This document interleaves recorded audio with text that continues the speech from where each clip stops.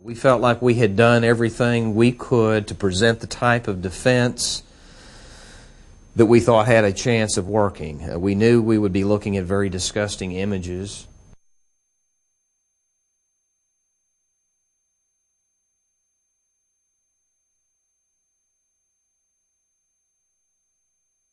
It wasn't an effort to say, you're going to like Mr. Reedy so much you're going to want to take him home for supper. That wasn't an accomplishable goal.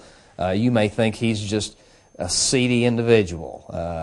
That's fine. But is he guilty of violating United States federal law because of his role in this? Yes or no? Wes Ball was Thomas Reedy's defense attorney at trial. He argues it wasn't Reedy's job to police the internet for illegal content, and Reedy was, in some ways, a victim of internet automation. If he cut a webmaster off, that webmaster could simply change their website name, reapply, re-sign up. The webmasters that were signed up with his service, it was all automated, and do the same thing under different names. If some pedophile looks at that image and gets turned on and goes and molests a child, Thomas Reedy is responsible.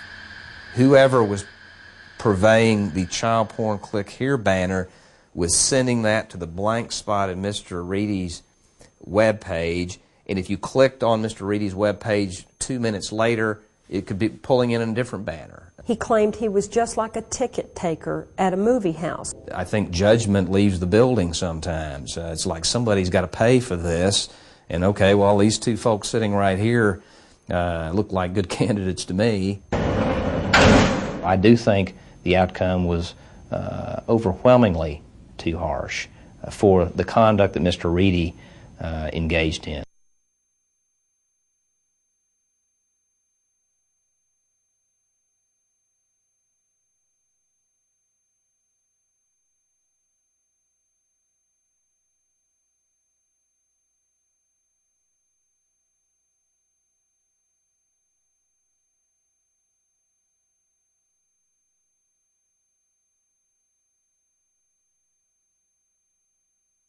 Cheese is the second stay of execution in Texas on grounds of lethal injection. She escapes death because the Texas Court of Criminal Appeals issued this order Tuesday, halting Cheese execution, questioning whether the method of administering lethal injection in Texas constitutes cruel and unusual punishment. This issue of lethal injection and the cocktail of lethal drugs is going to be examined to determine whether it's tantamount to torture. The court's order is not a final ruling. Lawyers on both sides still have 30 days to argue their case.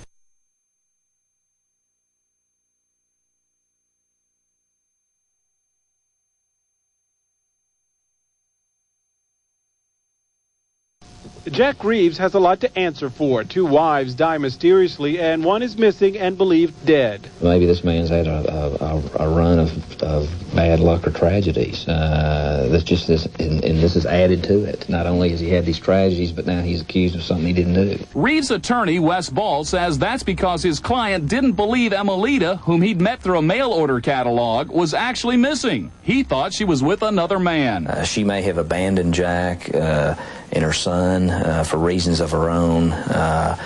She had another relationship that was going on. I mean, he talked to the Arlington police from the very beginning, gave them a written statement. She simply disappeared, and obviously she's been found, and we don't question the identification of the remains.